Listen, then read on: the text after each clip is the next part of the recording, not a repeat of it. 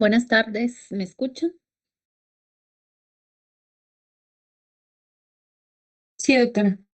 Sí, Ok, doctora. gracias.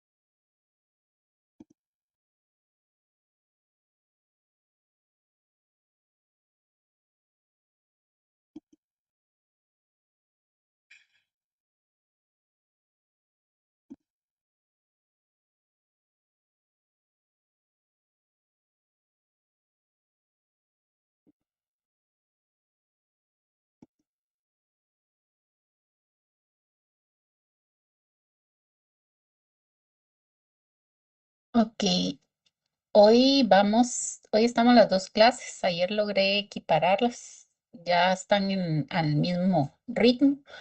Entonces, hoy vamos a terminar lo que iniciamos ayer con, con las dos fases las dos fases del proceso digestivo. Hoy terminamos con la fase duodenal y vemos vómito. El vómito ya lo vieron con la doctora Hazel. Solo es para hacer hincapié en algunas cosas, pero en general yo creo que ya lo tienen comprendido, ¿de acuerdo? Entonces, hoy es regulación de sus funciones del estómago glandular, la parte 2, que es la fase duodenal, y vamos a ver vómito, ¿ok? Aprenderemos sobre cómo funciona el estómago glandular en las diferentes fases del proceso digestivo para poder cumplir con sus funciones de almacenamiento, mezcla, digestión mecánica y química. Es la continuación de lo de ayer, porque ayer eso fue lo que estuvimos viendo. Entonces, es la parte 2 de la hoja de cómo trabaja el estómago glandular y una hoja de vómito, o sea que tienen dos hojas, ¿verdad? La segunda parte de la 10 y la hoja 11. Eso lo pueden encontrar en el folleto de fisiología y también en Cunningham. También les dije que lo pueden buscar en Goitom, ¿verdad? Porque es lo mismo exactamente.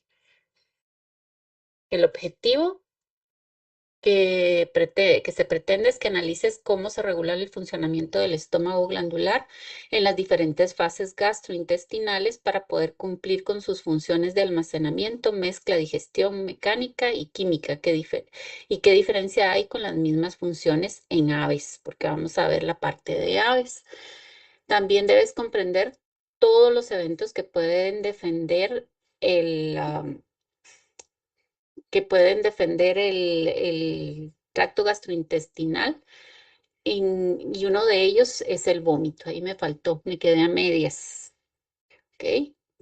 Bueno, entonces esa es la idea de hoy, terminar de ver estómago para que el viernes podamos trabajar un caso, ¿de acuerdo? A ver, Entonces nos vamos con la segunda parte de lo que estábamos viendo ayer.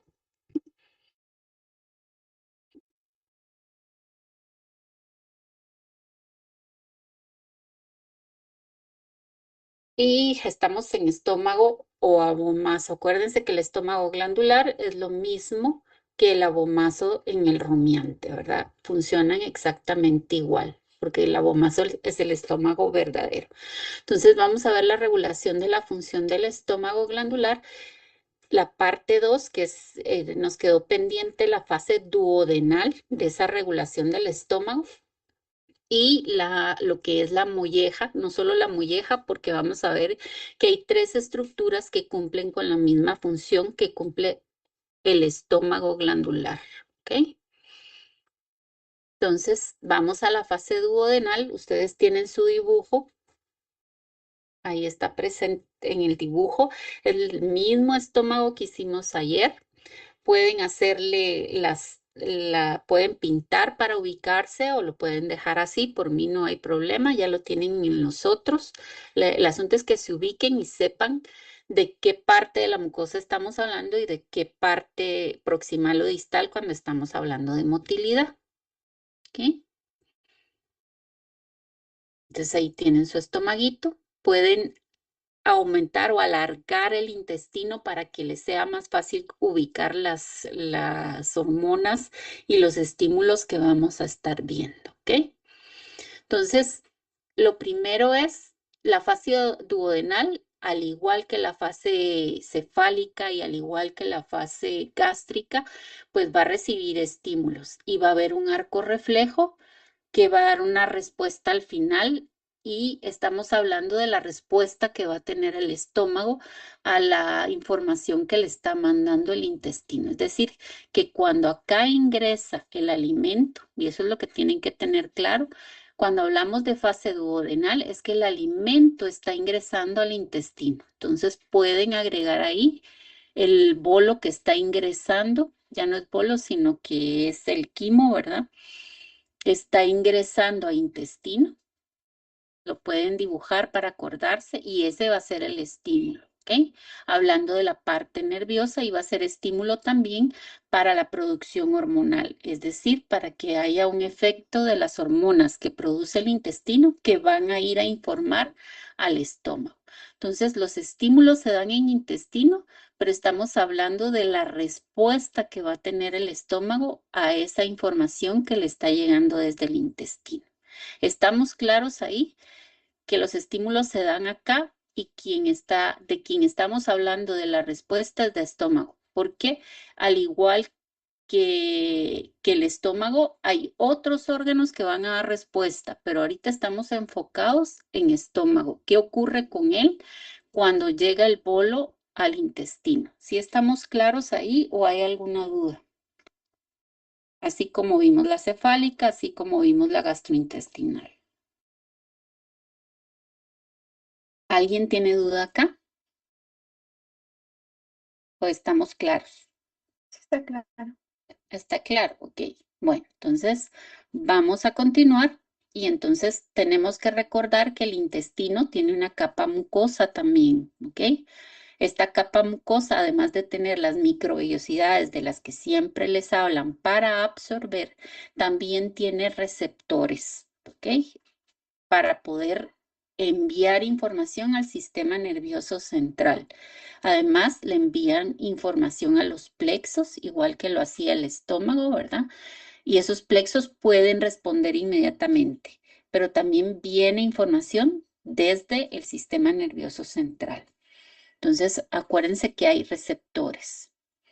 Luego tenemos que en el órgano efector tenemos células efectoras o que los tomamos como órgano efector para el arco reflejo, ¿verdad? La célula parietal, que era la que producía el ácido clorhídrico, y la célula principal, que es la que me va a estar produciendo el pepsinógeno, si se acuerdan. ¿Ok? Entonces ubíquenlas en su estómago. Acuérdense que células parietales van a estar en las glándulas parietales y están en la mucosa parietal, si se acuerdan de eso. Y las células principales las tenemos tanto en las glándulas parietales como en las glándulas pilóricas que estaban más abajo. ¿Ok? Entonces, estos son los órganos específicos efectores de los que vamos a estar hablando. Además de la musculatura lisa, ¿verdad? Que es otro órgano efector para el movimiento. Estas son para la secreción. Entonces, estímulo. ¿Quién me puede decir cuál va a ser el estímulo en esta fase duodenal? El bolo.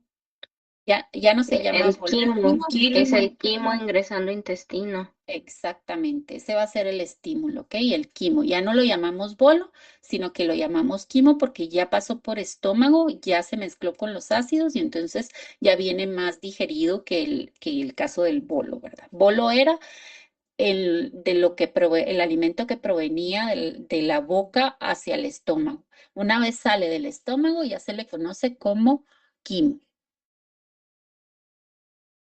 Entonces, ese va a ser el estímulo. Ustedes lo ubican, le ponen que es el quimo y vamos a tener receptores. ¿Qué tipo de receptores vamos a tener en la mucosa de ese intestino?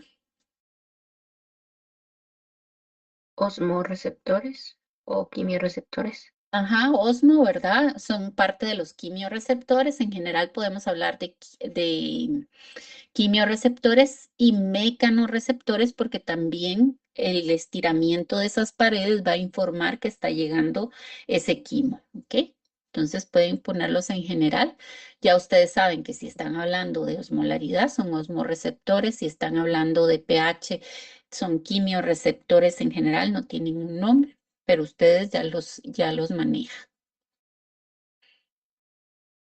Vía aferente, ¿cómo se llamará la neurona que hace la vía eferente que lleva la información al centro analizador? Neurona aferente visceral. Aferente o sensitiva, ¿verdad? Visceral. Ujú. Muy bien. Y entonces, ¿quién va a analizar esa información en el sistema nervioso central? ¿Quién va a ser el centro analizador? Encéfalo inferior. Encéfalo inferior. ¿Y cuáles son sus neuronas? ¿Cómo se llaman las del encéfalo inferior? Motora superior extrapiramidal. Exactamente, ¿ok? Motora superior extrapiramidal. Entonces, centro analizador, encéfalo inferior, neurona motora superior extrapiramidal. Son las neuronas que conforman el encéfalo inferior, ¿ok? Y entonces la vía eferente, ¿cuál va a ser? ¿Quién va a llegar a informarle al estómago qué es lo que tiene que hacer? El nervio El vago. vago. Doctora, Ajá. tengo una pregunta. La neurona, la sensitiva visceral, solo es para vía aferente, ¿verdad? Sí, sensitivas, acuérdense que solo es vía aferente. ¿Ok? Gracias. Y visceral, tal vez la duda ahí, Alba, era lo de visceral. Ya cuando está regresando de vísceras, o sea, cuando va la respuesta hacia vísceras, ya no hablo de visceral porque es el sistema nervioso autónomo el que se encarga de inervar esas vísceras, ¿ok? Ya no le decimos visceral, sino sistema nervioso autónomo, para no confundir. Pero Gracias. sería visceral, ¿verdad? Porque va para ahí, pero ya tiene un nombre específico. Entonces, vía eferente va a estimular. Aquí se me quedó una flecha, ¿ok? Porque esta vía eferente puede ir a estimular directamente, ¿se acuerdan? Es lo mismo que vimos ayer. La vía eferente, el vago, puede ir directo a estómago y causa exactamente lo mismo que vimos el día de ayer, ¿de acuerdo? Pero también va a llegar al intestino. Acuérdense que el vago en el momento que suelta acetilcolina va a estómago, va a intestino, etcétera. Entonces aquí estamos hablando de dos órganos blancos, ¿verdad? El estómago y el intestino. en el estómago causa exactamente lo mismo que vimos ayer, o sea que podrían ponerle exactamente lo mismo o poner mismo que ayer, ¿verdad? Para que se acuerden. Pueden tirar una flecha directamente al estómago ustedes. Y también órgano blanco va a ser la mucosa de este intestino. ¿Por qué? Porque el intestino también produce gastrina, o sea, lo que se llama gastrina duodenal. Esta esta secreción va a ir a dar a medio externo o a medio interno, según lo que vimos ayer. ¿Qué es la gastrina? Medio interno. Medio interno, exactamente, porque es una hormona, ¿ok? Entonces va a estimular producción de gastrina duodenal, va a viajar por sangre, va a llegar al estómago y va a provocar exactamente lo mismo que vimos ayer. Motilidad, o sea, que estimula, tiene receptores en músculo liso del estómago y tiene receptores en la célula parietal para estimular producción de ácido clorhídrico. ¿Ok? Entonces, les di la vía eferente, que es el vago, que es neurona motora del sistema nervioso autónomo parasimpático, llega tanto a intestino como a estómago. En estómago provoca exactamente lo mismo que vimos ayer. Y también llega a intestino a estimular células G que producen gastrina duodenal. Y esa gastrina estimula células parietales y estimula la capa muscular para que haya motilidad. O sea que vean, llega desde otro lugar también a hacer el mismo efecto en el estómago de lo que vimos ayer.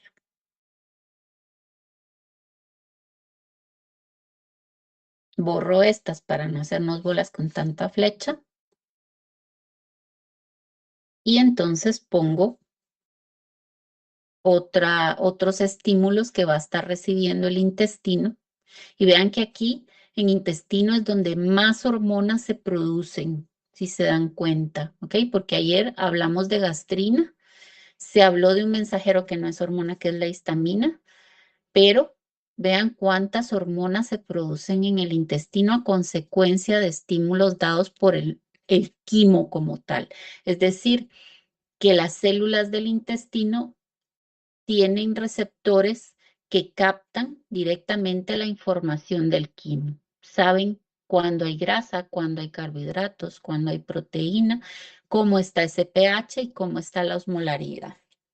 ¿Ok?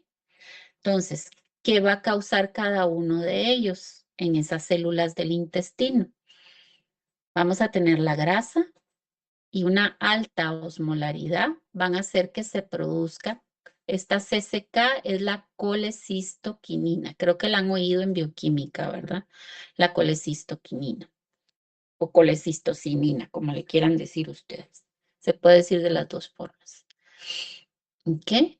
Entonces, tanto la alta osmolaridad como la grasa me hacen que se produzca esto. Entonces, piensen ustedes cuando comen chicharrones en gran cantidad, se comen las carnitas. ¿Qué sienten en el estómago?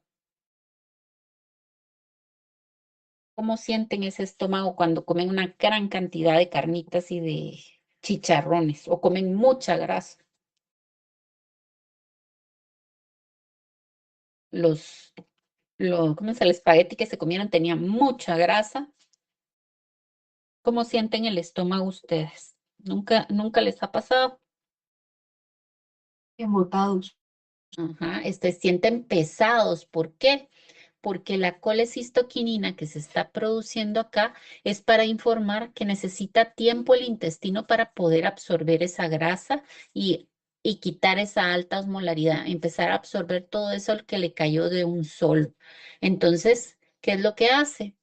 Inhibe la motilidad y por eso ustedes sienten que pasa un montón de tiempo ahí la comida porque está dando chance a que se digiera lo más posible con ácido clorhídrico y que vaya pasando de a poquitos, porque primero tiene que haber emulsificación de esas grasas para poderlas absorber. Entonces tiene que dar chance a que actúe la bilis sobre la grasa y poderla absorber para que baje la osmolaridad también, porque todo eso está dando una alta osmolaridad. Entonces por eso es que para la motilidad y por eso es que nos sentimos como aletargados, como embotados, que dijeron ustedes en el estómago, porque la comida permanece más tiempo en el estómago.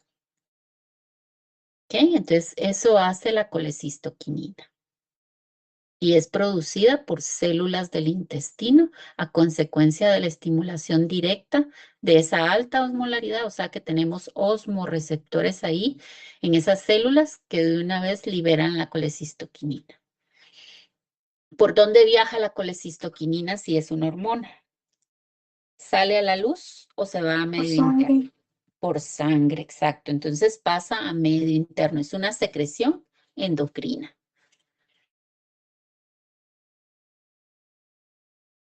Entonces quito esta, ¿eh? Y vamos a ver otro estímulo. Uno es el pH ácido y las proteínas. Estos dos estimulan secreción de secretina, es decir, que mis células en el intestino detectan, tienen receptores para medir pH y tienen receptores para medir, para ver qué tipo de alimento es, y en este caso es la proteína. Y entonces esas células específicas que producen secretina y que tienen receptores para secretina, van a producir esa secretina cuando el pH se acidifica y cuando hay una alta cantidad de proteína. Y esa secretina viaja por sangre y va a irle a decir a la célula parietal que deje de producir ácido y a la célula principal que produzca más pepsinógeno. Igual, entonces, por eso es que cuando comemos aquel gran bistec, nos vamos ¿a qué sería? La estancia, la media cancha, no sé cuáles les gusta a ustedes, o hacen en su casa aquellos pedazos de carne, ¿verdad? Grandísimos, se sienten también pesados. Tienen que dar tiempo a que ahí ya sería la pepsina que se produjo, la enzima que se activó, actúe sobre la proteína, haga proteólisis y entonces el ácido para que ya estuvo suficientemente ácido y que no le llegue tanto al intestino, porque acuérdense que el intestino, vamos a ver después, que trabaja bajo un pH básico. Entonces, si llega mucho ácido hacia acá, las enzimas del intestino no se activan. Entonces, tiene que dar tiempo a que siga actuando aquí la pepsina, a que acá vaya pasando por poquitos para que no se acidifique el medio del intestino, el lumen, ese medio externo del intestino, porque si no también daña el tejido intestinal. Entonces vean, realmente es un motorcito, ¿verdad? Es como un robotito en nuestro cuerpo y es muy específico, muy sensible a todo. Va dando respuestas inmediatamente. Entonces, Doctora, ajá, sí, disculpe, ¿podría repetir lo de la secretina, claro por que sí. favor? El pH ácido y la proteína hacen que se produzca secretina. Es otra hormona que va a viajar por sangre, es decir, que es una secreción endocrina, y entonces esa secretina va a ir a inhibir la producción de ácido clorhídrico, es decir, que le dice a la célula parietal, ya no produzcas ácido clorhídrico, y a la célula principal que produzca más pepsinógeno para que se convierta en pepsina.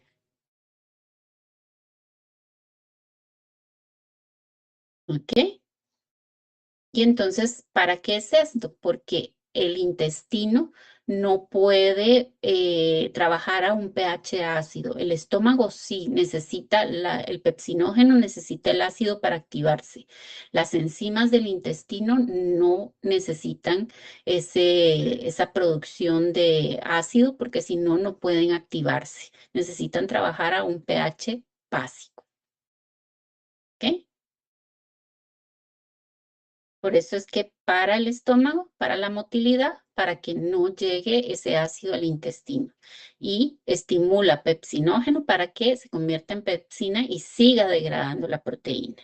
O sea, el intestino está informando al estómago de qué es lo que él necesita.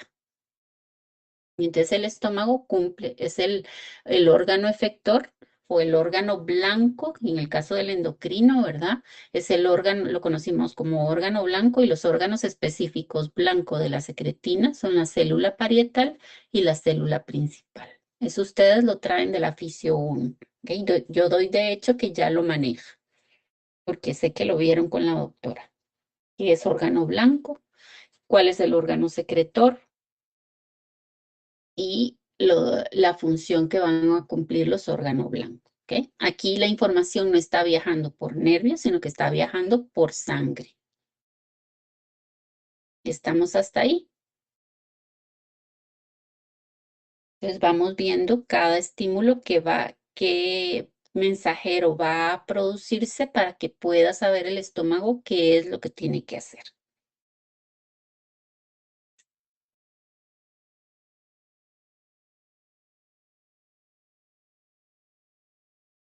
Y entonces, lo que son carbohidratos van a producir el péptido inhibidor gástrico. Ok, ese también lo vieron en bioquímica. Igualmente va a provocar una inhibición de la motilidad en este caso. Ok, en el caso de carbohidratos también. Cuando es demasiada la carga de carbohidratos, el intestino necesita tiempo para absorberlos y que el cuerpo los metabolice, los capture, porque acuérdense que este péptido también estimula en páncreas la producción de insulina. ¿Por qué? Porque necesita almacenar todos esos carbohidratos que se están absorbiendo, porque no todos los va a utilizar. Entonces, carbohidratos producen una hormona que se llama péptido inhibidor gástrico, que es el PIG. Y ese PIG lo que hace es inhibir la motilidad. Entonces vean que casi todo se enfoca en inhibir motilidad cuando está demasiada la carga, ¿verdad? Porque la idea es que dé tiempo que el intestino absorba. Entonces, estómago baja su motilidad y almacena mientras tanto ese contenido, que siga actuando ácido clorhídrico, que siga actuando la pepsina, que es la enzima que vamos a tener en mayor cantidad. Tenían la renina, tenían gelatinasa. Las que produce la célula principal son las que van a estar actuando en ese momento.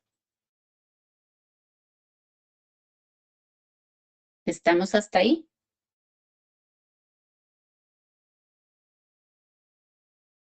Y solo, doctora, no entendí muy bien lo de la secretina.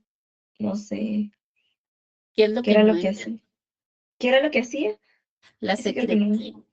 La secretina, ya se las dije 2 veces antes, la secretina lo que hace es inhibir la célula parietal y estimular la célula principal. Ah, ok, ok, ok. Gracias. De nada. ¿Ok?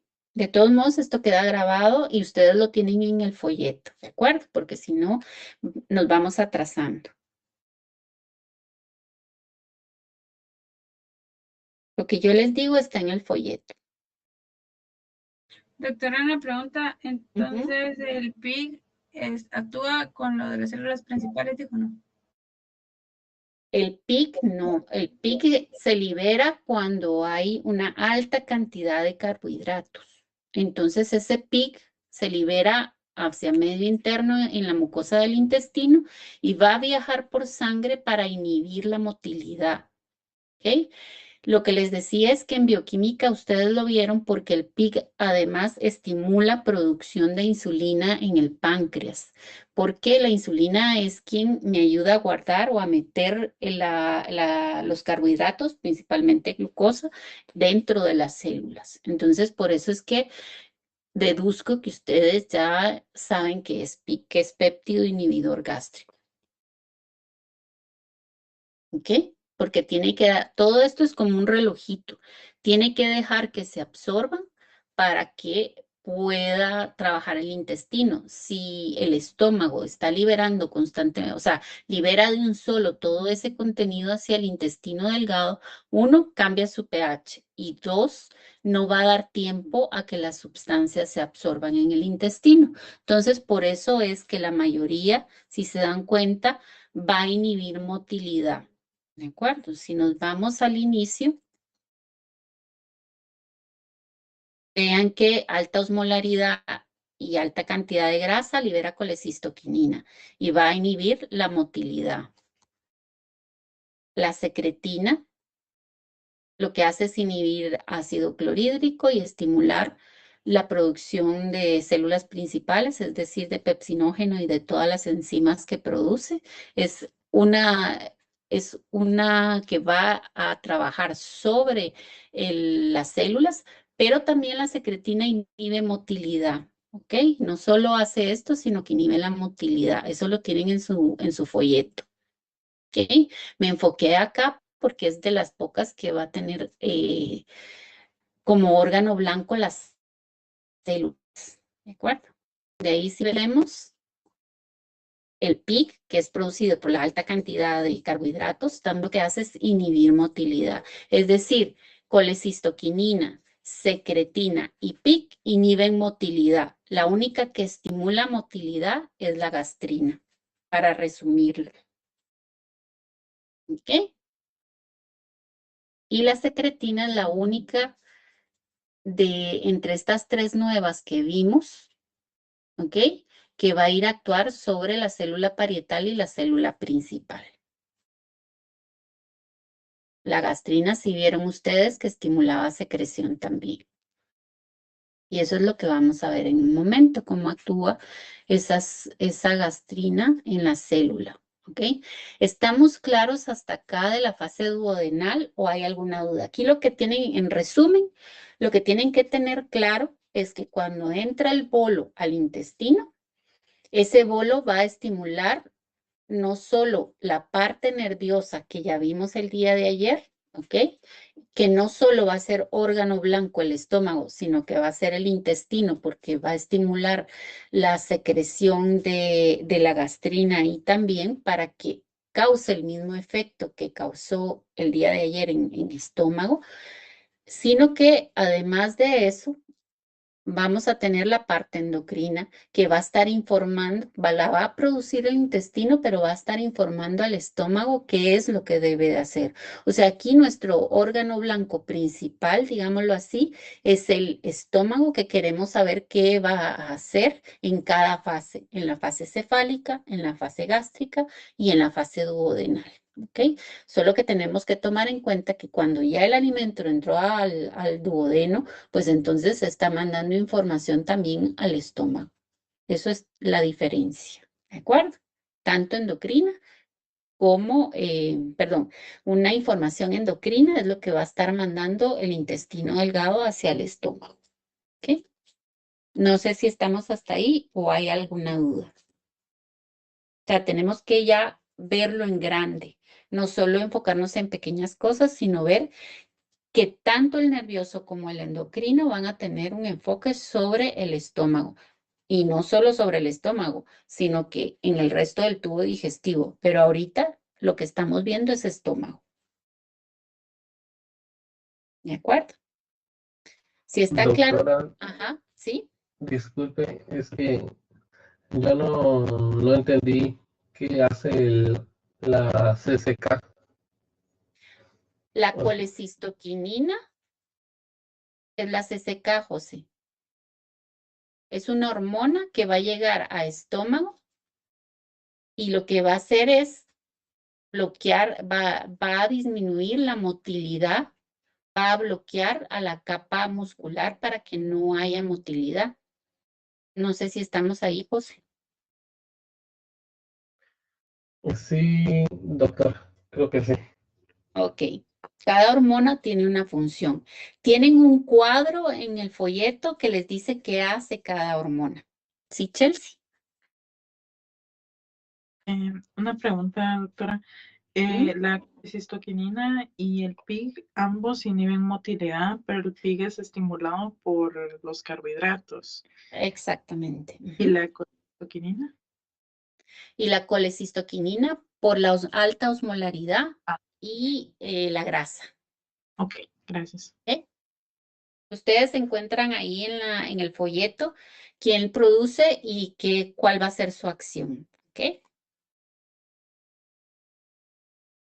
Y entonces vamos a ver ahora ya en específico la célula parietal. ¿Por qué nos interesa como médicos la célula parietal? Y por eso es que me enfoco mucho yo ahorita que estamos viendo el estómago. ¿Cuál es la importancia de esa célula parietal para el médico veterinario? Y es lo que más nos da de comer. Producción de ácido clorhídrico. Producción de ácido clorhídrico. ¿Qué hace el ácido clorhídrico? ¿Qué daño nos puede causar esa producción? Irritación de las mucosas. Inflamaciones. Exactamente, una gastritis, ¿verdad? Úlceras, si llega a ser demasiado. Entonces, como médicos veterinarios, nos llega, sobre todo esas razas chiquititas, ¿verdad? Que están de moda por los apartamentos, los Yorkie, los Chihuahuas, son perros muy estresados, ¿ok? Y entre más chiquitito, más estresado es. Entonces padecen mucho de gastritis, aunque no lo crean, la gente dice, pero ¿por qué? No tiene lógica. Sí, un perro con el cambio de una persona en casa ya se estresó y entonces muchas veces tenemos problemas de gastritis. O puede ser en específico un padecimiento de la raza, o sea, ya propio del individuo que esté produciendo mucho ácido clorhídrico sin necesidad de estrés y que me produzca una gastritis. Ahí ya lo unen ustedes a patología. ¿Por qué? Porque se está inflamando, tengo una lesión en la mucosa. ¿Ok? Entonces, por eso es que me interesa entender cómo funciona esa célula para poder tratarla y evitar un problema así. O a la inversa, ¿verdad? Si no se está produciendo ácido, ¿por qué no se está produciendo ácido? ¿Qué es lo que está pasando?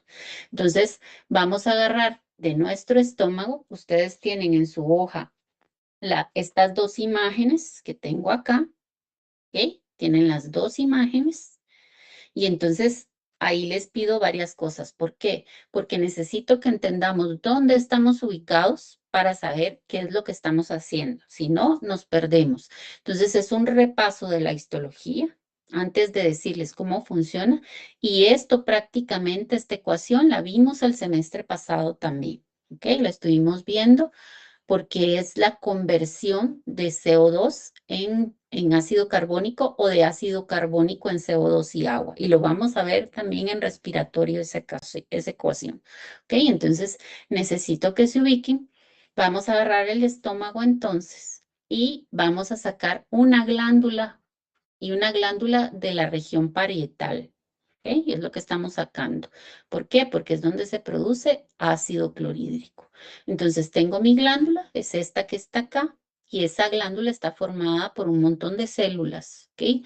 Todo esto que ustedes ven acá son células. Fueron las que pintaron el día de ayer algunos y antier otros. ¿Ok?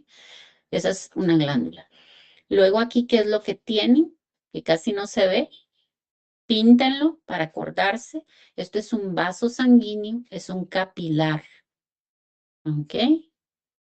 Esto que está acá es un capilar, lo pueden pintar de rojo para acordarse. Entonces ahí tenemos plasma. Aquí tenemos el espacio intersticial, todo esto que está aquí y lo que está en medio de las células, ¿verdad? Es espacio intersticial para que lo ubiquen. Doctora, Ujú. perdón, se le está trabando el audio.